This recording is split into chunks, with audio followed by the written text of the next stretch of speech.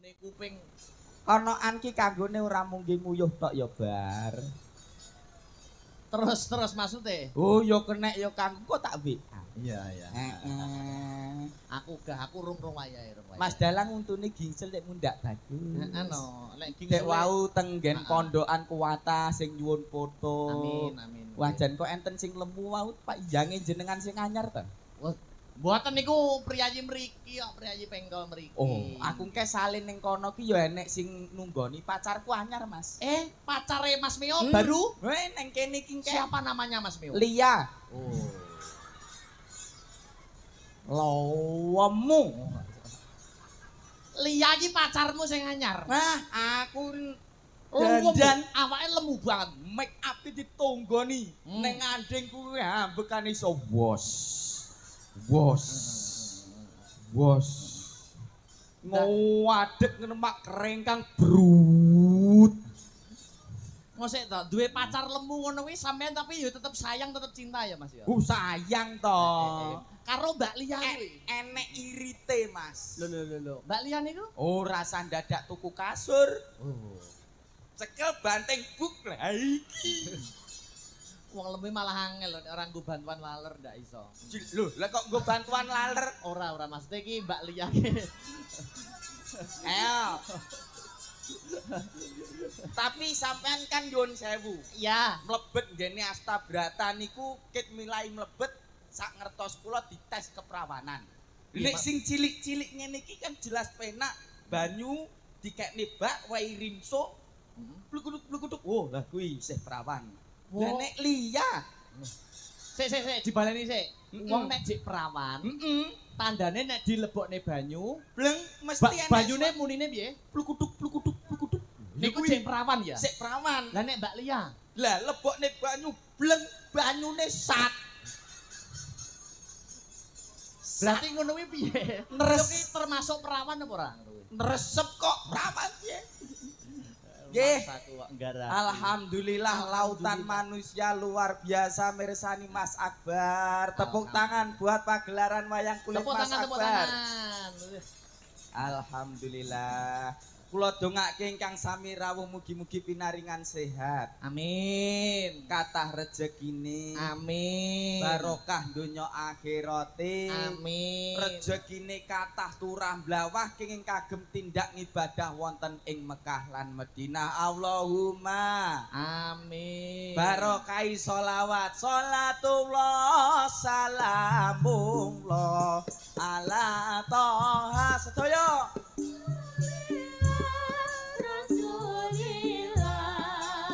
Salatullah salamullah ala yasin habibillah.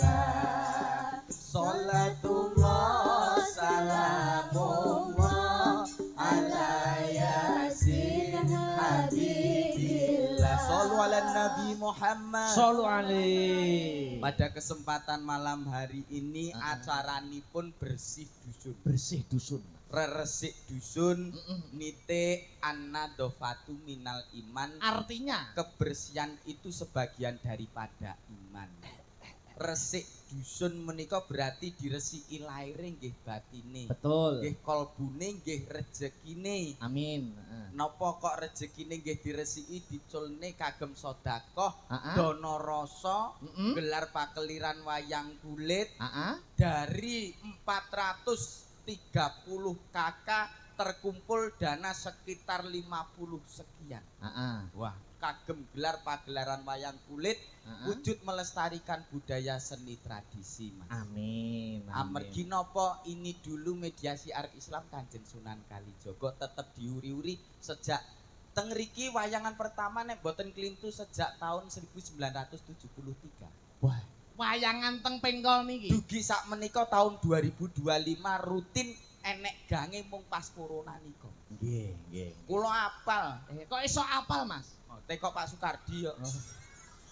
Tak kira nek atimu ya ati Pengkol kene. Lho nek kula nek kalih piantun Pengkol pun bate. Apa nyedulur? Nggih, nyedulur mugi-mugi panene brambang sae. Amin. Regane nggih sae. Amin. Amin ya rabbal alamin. Sing baku mboten namung rega lan brambang ingkang sae mugi-mugi dipun barokahi Gusti Allah. Amin Allahumma. Amin ya rabbal Wonten alamin. ing tlatah Pengkol. Pengkol. Otak-atik gathuk nggih Mas. Pripun Mas? Pripun Mas Mio? Pengkol. Pengkol. Ping rakaping anggone gelar pakeliran wayang kulit. Nggih. Kol. Kol. Kolaborasi antarane musik pentatonis dan diatonis dipadukan jadi satu menjadi pagelaran yang indah. Heeh. Desane napa niki? Ngrami. Ayo. Ngrembaka rahayu misuwur masyarakatipun. Ngerami itu ngrembaka rahayu Misuwur. Kecamatannya Sukomoro. Suka wis ngarani, mara wis ngarani sapa sing mara rene manahipun atine mesti suka. Mesti seneng. Mergo Ditanggapne wayang. Mboten namung niku berarti masyarakatipun ugi grapyak semanak Betul. luar biasa. Priyayi kene grapyak-grapyak Mas. Grapyak niki pladene nggih bergas sedaya. Dagelan agek teko, "Wah, Mas Meo teko langsung kopi, teh, dahar, saking bergase urung diombe diundur neh." Niku dijoli sing langkung anget lho Mas, sing langkung iya. panas. Tapi piantun mriki jelas kompak. Kompake Mas. Deloken ora sandadak dikongkon kabeh do madhep rene. Lah iya wong hiburane, pusat hiburannya menghadap ke sini kok. Lah kae kok enek madhep rono sitok, "Oh nguyuh." Kok yo awas men karo wong nguyuh lho. Nggih bakul dukono dukene luar biasa. kuatah Alhamdulillahnya sangat. juga, Nggih. bersyukurnya juga malam ini diparingi terang. Alhamdulillah. Nah. Niku berarti awet dongane sedaya masyarakat wonten ing tlatah mriki. Nggih. Badhe mirsani wayang ya Allah jenengan paringi terang, alhamdulillah kaijabah. Bibar isak wau pun kula gawakne uyah kok Mas. Wah. Nggih kula Sampean- ubengi panggung mriki. Kula gawakne uyah. Saiki mertua. Nggih. As Akbar saiki mertua. Wih nyapa kok malah wedi dhewe aku. Aku saking Gumune. Gumun. Iso terang ngeten kula gawakne uyah kula ubengi panggung niki. Wah. Terus carane iki syaratnya pirantine siji uyah. Loro Tahu enak kuwi, Bos. Tahu karo uyah kok disambi enak. nyuwun sewu lho Mas. Piye. Mbok menawa nek enek petise. Kok malah Kok eneng ngombah tuwek kok terus uyah. Tahu nyuwun sewu lho Mas. pripun? Nek babakan udan, lho. Oh, udan. Udan saka etan tolak bali ngetan. Udan saka kulon tolak bali ngulon. Lor, Tolak bali ngalor. kidul. Tolak bali ngidul sing ora iso sitok. Apa kuwi? Udan kon dhuwur. Mesti jeglok. Terus ora dhewe ngejak kancane lho mesti. Ngejak kancane akeh. Aku dhewe lambeku keploh. Nek lambemu kuwi tangi turu wis udan terus kuwi. Ayo. Lambe kaya ngono kuwi apa iso muni, Mas? Apa iso dimanfaatkan ngono maksudnya? Iso. Maksudnya ada kegunaannya. Bisa. Kegunaannya lambe sing kaya ngono kuwi ngopo? Kowe ora ngerti nek aku numpak motor. Lho. Lah nyapa hubungane untu karo numpak motor iki lho? Lho, aku nek numpak motor suarane lambeku kaya gendul kena angin. Piye kuwi? Wah. Bianterne wer iso mak pak. Ngono ya. Nggih, nyuwun sewu lho Mas. Pripun? Ngono ki aku ya tau kuwirangan kok. Lho, masalah apa? Pas tuku tiket sepur ning stasiun. Heeh. Ngelungke dhuwit ning loket tangan urung teko nggon untuk mecahke kaca. Kuwi jenenge untung gragas kuwi. Ayo kuwirangan ya asem. Tapi nak ngono kuwi maksudmu dalam berumah tangga, ngono ki aman ya, Mas? Aman. Membangun rumah tangga. Ora ngerti spesiale wong untu monyong sampean. Lho, spesialisnya untu monyong niku napa? Pomo mencium irung-rung kena lambes mak. Kauri. Ngono ya. Ki sindan-sindan iso malah kiri-kiri ki. Rumangsa. Sindan sakmene mbane jagoku ya sitok. Apa? Yuku pinggir dhewe kalau. Kok ketoke kok anu to, mempunyai hubungan sama sinden pojok dhewe to sampean iki. Lah hubungan piye liyane nyinden terus kono maca mantra. Sinden pojok niku Heeh. maca mantra piye lho? Lah kono piye diluk-diluk masuk angin. Terus lupute ngono iso mlemet kene madarane. Heeh. Terus engke wis mudhun engke mbuh mending beser mbuh. Yo letaknya di pojok. Nanti ono opoleh yuswane pun sepuh. Dadi umpamane masukane dulu umrah. Tapi yo matur nuwun iki pesinden ingkang sepuh menika anggone nyecep uyah niku ibarate pun langkung kathah timbang sing nenek. Betul. Nah, terus setiap pagelaran wayang kulit mesti enten ingkang sepuh, ingkang tuwa. Wong tuwa niku wis tau dadi cah nom, ning cah nom urung tau dadi wong tuwa. Oleh karena itu kita harus menghargai setiap orang tua. Betul. Apalagi orang tua kita sendiri. Kuwi wajib ta, wajib. Nggih. Cak lupute dinggo nyinden nggo tuwek-tuwekan karo dinggo tubuh cok bakal, Mas. Kok nemen-men lah sing ujubne sapa nek rasi tuwek mosok sing nom? Ya para-para ahli agama teng Pengkol mriki to. Oh niku mosok dadak sinden Astabrata kok iso ngujubne selametan juk tamet lho juk engke. Gek terus deloken nyuwun sewu lho Mas. Pripun. Nek lenggah ngene ketoke gatel mbombo. Arep ngukul kan ora penak. Dadi njur kono ngene.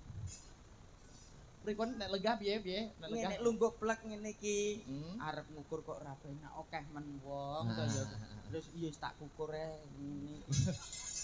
Nek mau ngematne kok nganti tekan kono. Lah kula ngematke keke ngandhap wae. Lia ya isih melek. Ya, kowe munggah panggung apa piye? Jepluk apa ora? Jan. Nganggo rasukan apa to Mbak Lia sing nganggo rasukan apa? Iki biru padha karo terop. Kowe kira-kira klambine turahan terop. Iya, wah lah kuwi kae iki dadi ontran-ontran kok. Piye? Bekas sepanduk iki dienggo klambi karo Ria. Oh, bekas spanduk. Bekas sepanduk. Lah bekas spanduk biasanya nek tulisane to. Spanduk kolam renang. Dadi begitu dienggo ngene iki lah kok pas kene enek tulisane. Tulisane piye? Kedalaman 50 meter ngene. Wah, iya. Lah neo. Lah wingi enake malah apik neh. Apike. Bekas sak kebo pupuk mbombo. Heeh. Lah kene iki lah kok enek tulisane berat bersih 50 kg. Nganggo ngono kuwi ya. Dinggo sing ngisor nggih rok. Lah jaremu nak Mbak Lia pacarmu. Kowe ya aja gelem kalah nganggo bekas spanduk, nganggo bekas pamflet no. Iya tahu. Kok tahu? Tak nggo kathok ngene iki malah enek tulisane kok. Apa? Jangan digantung. Ya apa? Lho tenan bekase nggene pupuk nika lho. Sinden-sinden Astabrata luar biasa ayu-ayu. Ngene iki teko omah bojoku kudu tak pateni. Dipateni lampune terus ngibadah salat tahajud. Yuh, pikirane aja teko ndi-ndi. Orang itu harus menjunjung tinggi nilai kesetiaan. Oh, setia aku, Mas. Istri itu wong enek bukan ngene Mas. Piye? Wong rabi kuwi seneng. Ning aja seneng rabi. Kowe teko ndi-ndi. Siji dinggo selawase Mas. Nyuwun sewu kula dereng rabi nyuwun sewu. Nggih. Ning kula namung penyambung lidah karena dalang itu penyambung lidah dari para sesepuh, para senior gitu. Setia itu perlu. Oh, perlu. Luar biasa. Wah, wong nek ora setia biasane ngentut ae ngono. Ibaratnya Mas, ada perumpamaan cinta itu buta. Cinta itu buta. Ibaratnya sak elek-eleke bojomu. Nek kowe ana dalan petuk cah wedok ayu, buta, meremo ning bali ning omah. Dengan prinsip ora ana wong wedok ayu sak liyane bojoku. Nah, ngono kuwi lakonono. Lah iya, tak kandhani kowe iki krungu apa ora kuping? Lho. Malah ngandani aku. Mas, pripun? Sinden sakmene mbiyane niki lho Mas Dalang. Mbok dijumenengke. Lah iya no, ini ada Mbak Rinvi. Saya belum pernah bertemu, baru di panggung kali ini bertemu. Luar biasa. Ada pepatah mengatakan tak kenal maka tak cium.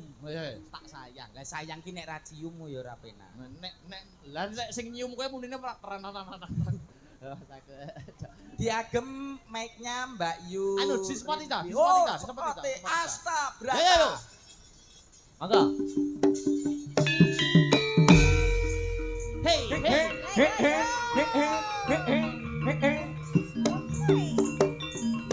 Wah, so kaya kelir.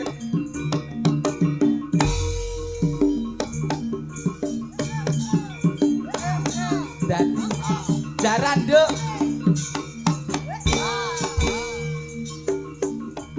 Jarane rok dinggo. Jarane dinggo. Lah niki mangke mawon. Kosek. Sak cukupe, Cok, sak cukupe ae, Cok. Ya,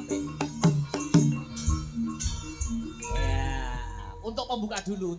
Mas sabar. Dalam. Iki umpama jaran wedok. Aku ya pengen pengendarai. Pripun to? Kok Anu- mengendarai niku maksudnya? Loh, kan lumrah to, Nduk, jaran iki tumpakane menungso. Oh, ngoten, Cik. Mengendarai kuda, baik jalannya. Tuk, tik, Tapi tak, tik, biasanya niku lek kuda niku sesuai gender. Lek Weh. jenengan gendere cowok, berarti kudane ya kudu cowok. nek gendere Cewek, cewek. ya berarti kudu cewek. Oh, lho iki berarti jaran cowok iki. Niki Iki sik tak deloke. Oh niki lek niki banci niki. lho kok banci. Lah pripun? Selamat malam Mbak Rinvi. Selamat malam Wilujeng Mas Dalu. Akbar, Wilujeng Dalugi. Baru malam ini kita bertemu nggih. Enje, alhamdulillah. Handerek tepang Hangladiwano. Sinten nama lengkapnya Mbak Rinvi? Oke, perkenalkan nama saya Rinvi Ananda, Mas Akbar. Rinvi Ananda. Iya. Kelahiran dari mana Mbak Rinvi? Kelahiran dari Tulungagung, Tulung Agung Iya. Kutara CT. Kula Kota JD. kula meo. Ora takon. Mbak Rinvi, Anje, Mas Rinvi. Akbar. Panjenengan menika kelahiran tahun pinten Horo? Kelahiran tahun 2004. Berarti ngisorku 4 tahun. Patang Mas Dalang. tahun. Heeh. Nek kuwi pomo geseng nggur 4 tahun ngono. Heeh. Cocok. Mbak Rinvi. Dalam Mas Akbar. Kalau saya itu kelahiran tahun 2000. 2000 Panjenengan nje. 2004 nggih. Enggih. Berarti ngene iki aku ndak krasa, Mbak, nek sampeyan ngisorku 4 tahun, aku ndak krasa. Lah krasane pripun? Lah ngaten maksudnya sampeyan berada di bawahku kan kula mboten krasa. Modus. Terus berarti Salaman dulu, oh salaman dulu. Nah, Rian. alah. Ya Allah, ndredeg. Pengen piye? Lho, jenengan ki pengen salaman to? Salaman itu. Pak D, Salaman. mboten salaman. Pak Dedo, kedoke rego iki. Lho, Nyeluk aku ora Pak D. lah pripun? Bro. Oh, bro, oke. Berarti Bro Meo? Heeh. Oke, salaman Rian Bro Meo. Bro kudu bro. Lah nggih. Bro, kok Loh. bro? Tapi lek alon dadine bro. Nggih to? Iya. Nah, Lah, salaman dulu Bro Meo. ya Allah, hayu. Mbak. Nyapa. Kok yo minggu. Dibaleni tak Lho, lho. dibaleni kok kono, Mbak. Kok kono, Mbak. Salaman om. Dari sana, di sana. Nah, iya, Salaman tadi. dari pojok. Dari pojok. Kok kono. Manut aku, tak golekne. Wis. Ayo 1 2 3 Selamat malam Bro Meo. Ya Allah. Telek. Nyapa kok telek lho. Aku ora badan. Lho, Wis ora dereng salaman to. Salim. Lah nggih, pripun to? Salim. Salim. Apa ya ngono kuwi dran to saliman. Jejer. Kowe Pripun? nyapa mbok ambu barang lho. Nyapa? Kok didilan barang. Gila nih. Jejer. Jejer. Condronen, Mas. Kowe yo iki umpama dadi manten no. Piye? Lah sing wedok kaya Komorate, sing lanang kaya Komodo. Lah nek pomo jejer mlaku ngene iki pomo sing ngerti rodok kene kan awas. Oh, Mbak Sinden karo dagelan sing rodok mburi mesti gak ketok. Lho, Sindene bar tuku kirik. Aku ora omong lho ya. Gak omong ya. Mbak Rinvi Mas menyapa Dalang. masyarakat dulu. Wong nggih niki saderengipun ngaturaken assalamualaikum warahmatullahi wabarakatuh. Waalaikumsalam warahmatullahi wabarakatuh. Nggih niki ngaturaken wilujeng dalu selamat malam kagem para tamu undangan ugi kagem warga masyarakat pundi Wonten Pengkol. Dusun Pengkol. Ini bersih Nggih. dusun. Ini acaranya bersih desa ya. Atase dusun Dusun, niku dusun. mawon saged iuran rutin kuat setiap tahun berarti ndudeke yen to masyarakatipun sayuk guyub. Oh, Masya Allah. Berarti didoakan dulu khususnya untuk warga desa Pengkal. Dusun Pengkal. Nggih, mugi-mugi bagas kewarasan, diparingi rezeki berkah barokah babrah melimpah. Gek munggah ning lah. Gek tuku om. Sak-sa. Tuku sapi per. Gek turu mlum. Turu. Lho. Apa to iki? Si tukang ngenong. Kok sapa to sing emang sing ngomong sing banter kemeng sapa? Sing ngethuk tukang nerang hujan. Mbak Rinfi. Enje Mas. Wah, luar biasa panjenengan kelahiran tahun 2004. 2004 nggih. 2004 Tulungagunge pundi lho, Mbak? Tulungagungnya bagian gunung Mas Akbar. Oh, Sendang. Oh, Sendang. Iya. Loh, KKN saya itu di Sendang. Loh, Di Tugu. loh. Tugu Sendang. Lah itu rumah saya. Sama di Digatuk-gatuk nih. sumpah iki gak ngapusi iki tenanan iki. Dicekek glegek.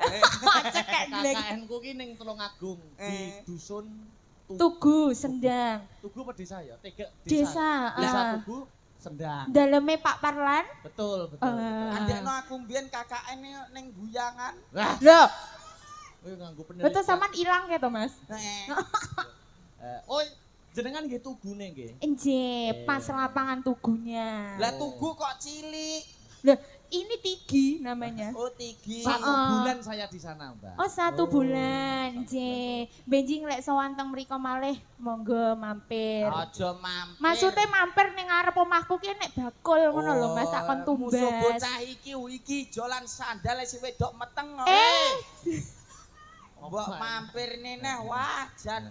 Ayo saiki ngene. Nggih. Saiki ngaturke tetembangan. Eh. Aku pengen nyicipi suarane Mas Mio. Ayo. Wah, bene kok aduh silit pitik. Jaremu nyicipi, Mas. Suara.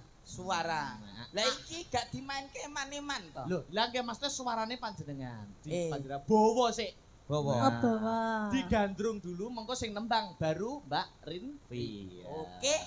Bawa apa wis sembarang pelok. Tak gandring ya. Lho, gandrung lek gandring ki pitik apa piye kok digandrung? Gandring bareng. Lam tilam. Iya. Berjiwa tanpa gulingan. Wah, sing lanang itu anugerah sing wedok musibah. Ben pisan-pisan ngrasake musibah. Ya. Gandese luwese aduh nimas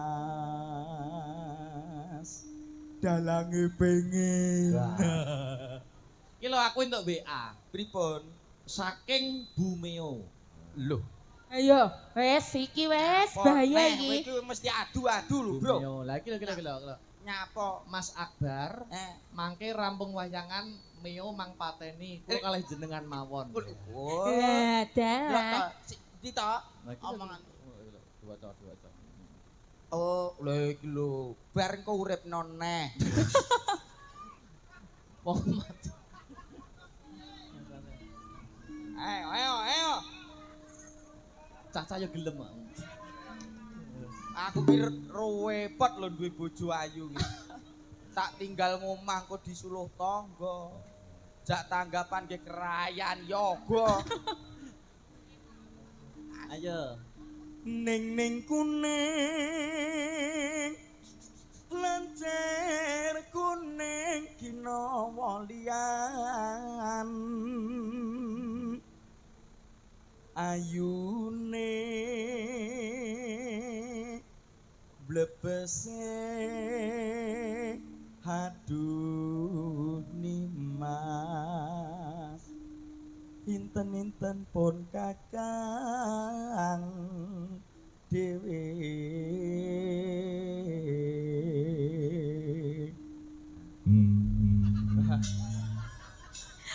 Gonge manual. payah tak ngepul mau udut ae wayahe ngempul udut lali leh ngempul.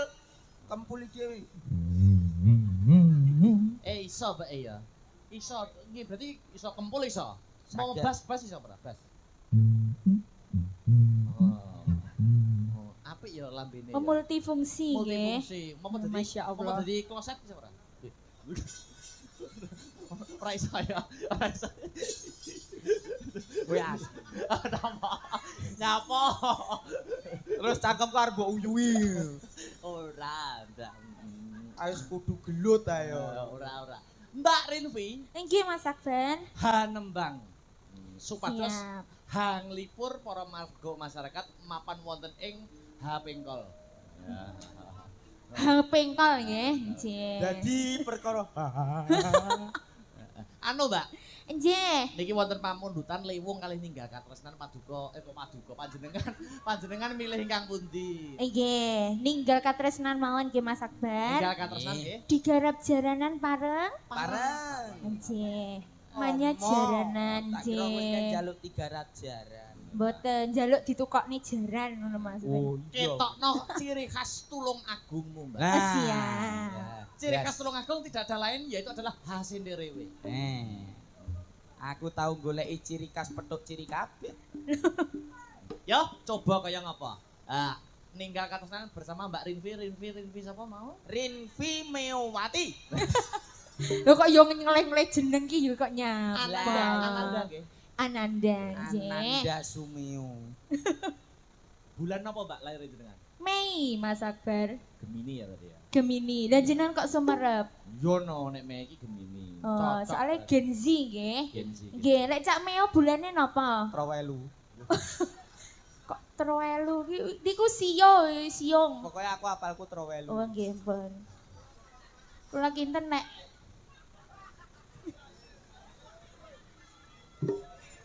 Oh, soalnya gisul soalnya nggih. Sulok sak cangkem kabeh. Lho lah niku bahasa halusnya ginsol. Wis apalku lahirnya tahun piro Trowelu.